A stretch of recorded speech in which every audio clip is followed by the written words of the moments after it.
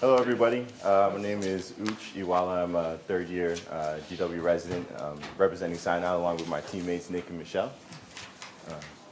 Nick, nice to meet you. And I'm Michelle. I'm a nurse at the Washington Hospital Center as well. Go ahead. So to get started, so $155 billion is the proposed payment cuts for Medicare and Medicaid over the next 10 years proposed under the ACA. And hospitals are expected to, private insurers are expected to mirror this cut in the next 10 years as well. So the goal of doing this is, number one, to kind of reduce the Medicare spending instead of reducing the reimbursement rates that hospitals have. So the market kind of percentage is 2.4%. Hospitals that have both proper use of data as well as meaningful use of the EMR are going to receive an additional 0.9% of the market basket update. Hospitals that do not use their data meaningfully will receive a 0.25% cut in that 2.4%. Hospitals that don't use their EMRs properly will receive 0.5% cut of that 2.4 market basket update. So when it comes to hospitals, there are ratings now. So under the ACA as well, there's the HCAP survey, which is the Hospital Consumer Assessment of Healthcare Providers Survey. It's a 27-question survey given to patients upon discharge, which is then used by hospitals to determine how much of incentive they receive afterwards. So the goal of this is to allow a database for patients to see what hospitals can meet their best needs. So here we have shown. So there are 3 hospitals shown in DC: MedStar, Howard University, and Sibley Memorial, and the ratings range from anywhere from 1 to 3 out of 5 stars. So at the end of the day, hospitals are actively investing in solutions that both cut costs and improve quality. So how can we improve this quality? So one of the biggest studies that's been done very recently is using protocols. So what is a protocol? It's a step-by-step multidisciplinary patient plan of care rooted in evidence-based medicine.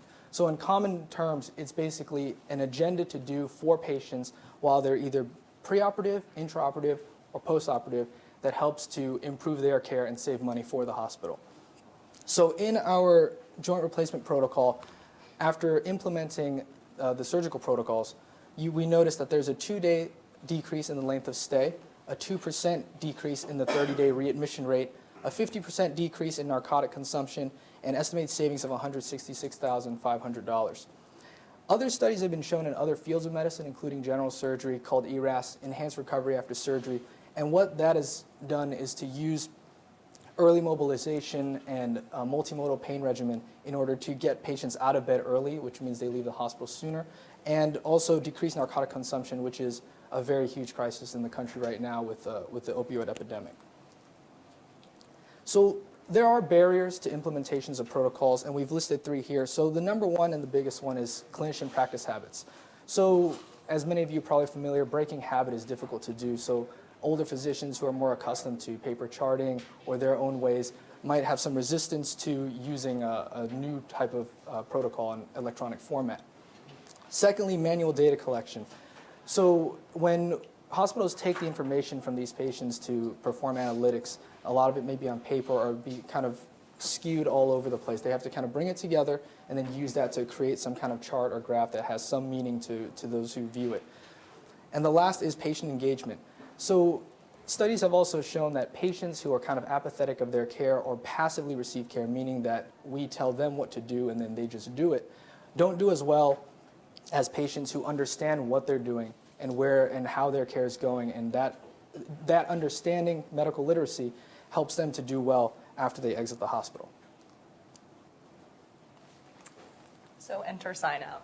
So SignOut is an app that's allowing clinicians to create customized protocols. So as Nick was talking about, data collection is incredibly important for reimbursement as well as saving money for hospitals. Currently, the data collection is pretty laborious. You have to track down several charts, do lots of audits, and it can be a delay in getting reimbursement. The wonderful thing with SignOut is that it allows real time of collection data. You don't have to track things down. It's already right there in the app in real time. Second thing is protocols are pretty rigid as they're supposed to be to help to standardize care.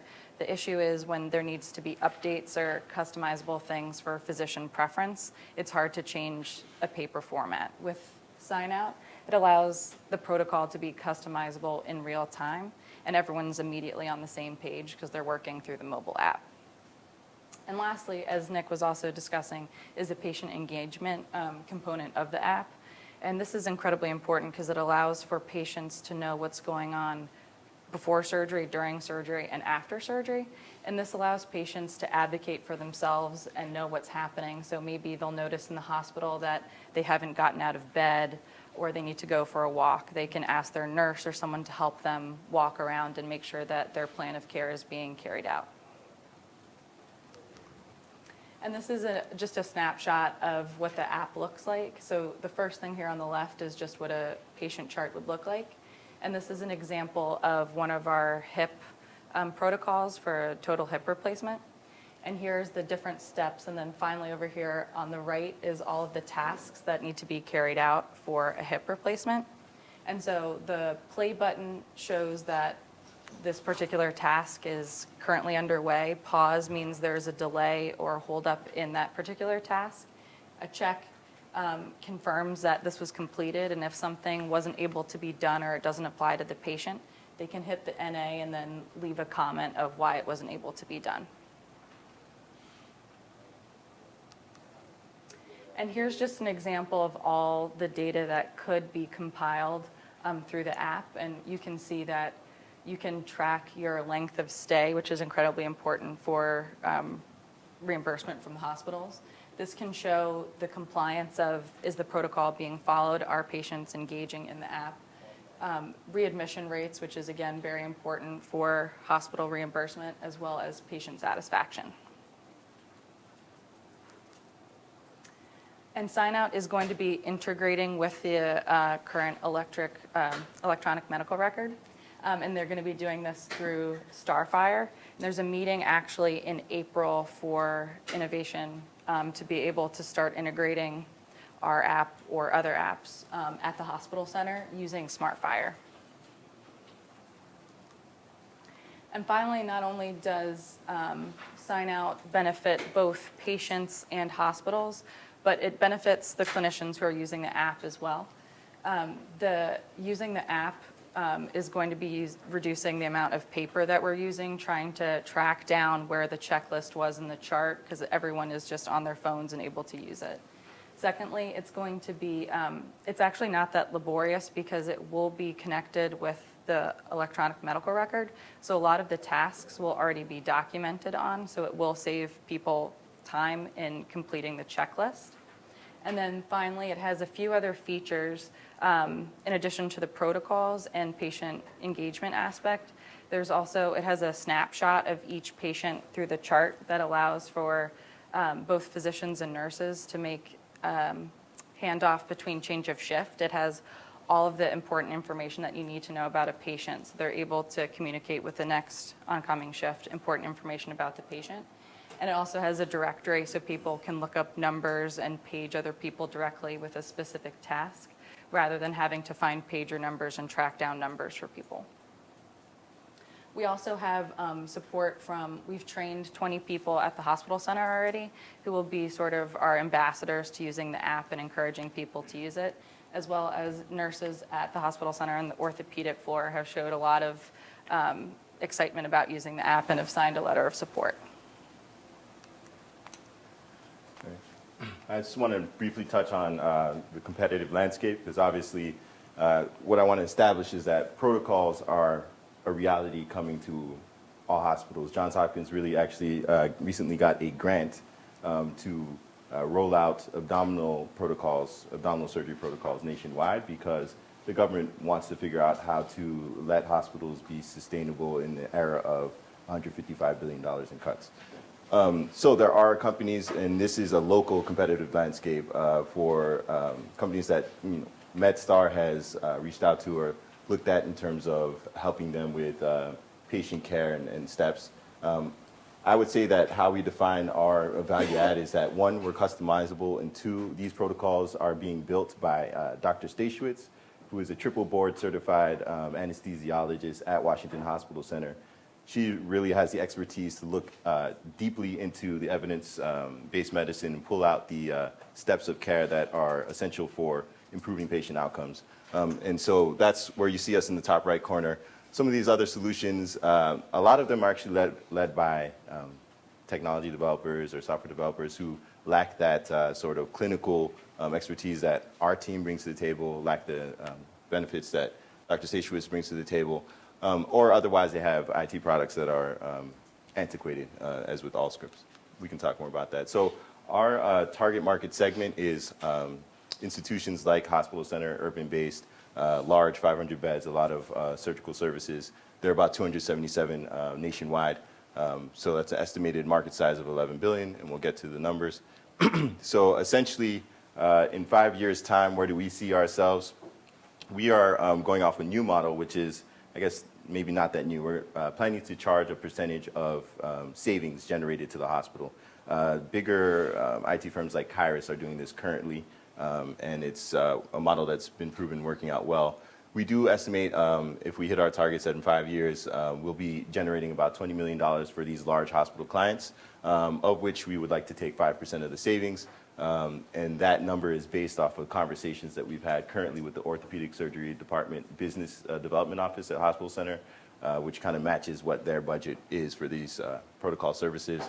Our cost for servicing a hospital client, $220,000. We do aim to get 10% of the market, which would be 22 clients. And at 5 years, with the team and our execution, we do anticipate $16 million in annual profit. I think the strength of our team is, or the strength of SignOut is our team. Nick, Michelle, and I are here now. Some others that are behind us, helping out with development, helping out with the analytics, helping out with strategy, could not be here, but we do have all that expertise. A lot of these, we all know each other. Okay, no problem. Thank you very much. And that's the last slide. Okay. Thank you. Start the Q&A. So, and again, just to clarify, I'm a non-medical person, but so if I understand correctly, SignOut takes protocols and you digitize them. Is that a simple way of saying it? That's absolutely right. And then protocols, to me, how is that different from what this guy Atul Gawande talks about as checklists? It could be similar.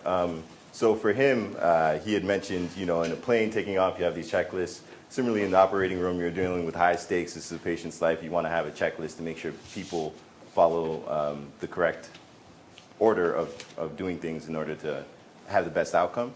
So it is the same concept. I think what's different now is that these protocols are going through many phases, both the preoperative, intraoperative, inpatient, and postoperative stage. So it's a comprehensive, the total joint protocol itself is like 80 steps. Whereas I've, in our experience, seen a lot of Atul Gawande's concepts being implemented just in that intraoperative phase where everybody says, okay, let's do our timeout. My name is Surgeon so-and-so. We are doing this procedure. These are the antibiotics we're giving. It's more of a snapshot, whereas this protocol now is for the total phases, all phases of care. Congratulations on connecting with Michelle and MedStar Washington Hospital Center, because it seems like that's your magic pathway. Definitely. I mean, MedStar is a $6 billion system with 10 Right. hospitals here in the region, and you want to hit 22 in 5 years, you'll have 10 right there. Right. It sounds like. Right. And it's up and running today at the hospital center, is that right? So we've done the training sessions. Okay. What we are waiting on, and these are the next steps actually. So we are very excited to be at Hospital Center, and we've gained traction. So on April 12th, just next week, we are meeting with the Anesthesia Council, which is the chairmen and chairwomen of all the anesthesia departments at MedStar, because they've been interested in the protocols and what we've done, and they want to see how they can implement this rapidly.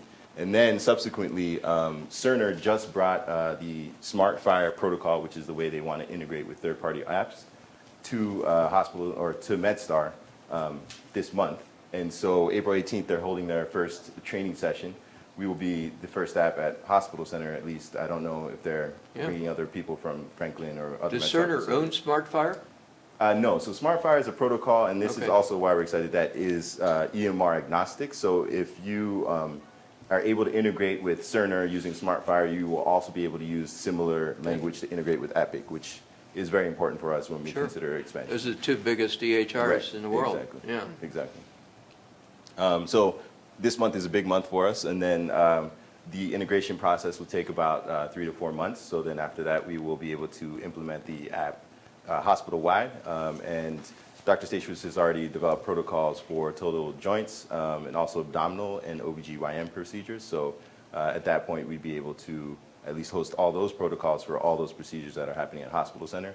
And with Hospital Center, which is the largest institution within MedStar, with that blessing, we would then hopefully expand to the other hospitals within MedStar, and then hopefully the other hospitals out of MedStar. So. Do these MedStar hospitals make independent decisions in terms of what software and what solutions they want to use? No, it's one system, and they're all on one Cerner EHR system, and they all use the same vendors, because it's all centrally managed through one MedStar office in Columbia, Maryland.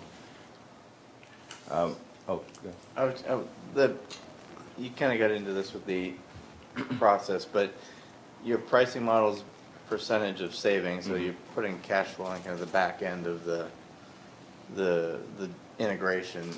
Have you projected out with 22 hospitals the integration effort, time, cost, and how that can scale in a timely fashion? 'Cause I think you just said 3 to 4 months on this one Right. integration. Right. So actually, a lot of the work for integration is upfront because it is a common framework that we can use. So we will be investing a lot of resources initially, but then the subsequent rollout, more of our resources will be for training rather than for actual Will you be integration. charging for the integration upfront? So our plan is just a percentage of savings as a way of being able to attract customers. Most of the companies that have adopted that did so when they got big enough to have the leverage to Right. do it. You may want to just get Adjust that, comfortable with other pricing models. Percentage of savings is good. If your example where they, in one joint replacements, save 2 days of hospitalization Right, and which is what we've realized. $156,000. Yes, You per had quarter. on the slide that they saved it with one patient on one surgery. You're getting a percentage of that $156,000 Right, times, yeah. right. Good presentation. Thank you very much. You're obviously pretty far along, and I think you really need to emphasize that a little bit more about kind of where you are. Right. How'd you get here? Who's funding you? So this has been self-funded by myself. We did participate, as I went to business school and participated in a few business plan competitions, in particular one on new healthcare innovations. It was a $25,000 grand prize, which we won, which funded a lot of the development up to now. Also did a Pitch George competition about 2.5 years ago that provided more money, and that's pretty much what's led us to this point. But now we need to move to the next. Yeah, that didn't come through to me. Right. Maybe I'm just there. Where did you win the 25 grand? So this was an innovation competition sponsored by the Islamic Development Bank, and it was their inaugural business plan competition that we won. I think, so given the stage where you guys are, as they mentioned, I think we need to say what you're asking for in terms of Yeah. investment and everything. I didn't see that anywhere in terms of what is required to take this to the next step Right. as you're rolling out with hospital center and everything else. Right, definitely. So we've done our budgeting, and it's about $150,000 for this implementation over the next 3 to 4 months. For the hospital center. For the hospital center, essentially. Yes, exactly. So the business plan competition is not the only place that we're seeking funds. So we've actually applied in conjunction with the MedStar Health Research Institute now that we've essentially gained traction with Hospital Center. And so they've helped us apply to 2 grants. One is from the Orthopedic Research and Education Foundation, which is basically supplying $135,000 over 2 years to support orthopedic-based protocols. The other is from the Anesthesia Patient and Safety Foundation, which is also interested in supporting protocols because this is something that is, I mean, honestly, our timing is quite good because this is something that a lot of the foundations and the government is supporting, which is why Johns Hopkins just won that grant this year. It's like a $15 million grant to expand protocols in abdominal surgery nationwide. So that's those, and we all also are, in general, looking for funds. We did apply to the Jumpstart Foundry, which is an angel investing healthcare firm, and they supply startup capital, exchange for equity. So those are our sources. But obviously, anywhere that we can compete, such as GW, is why we're here. Thank you very much. Mm-hmm. Congratulations. Thank you.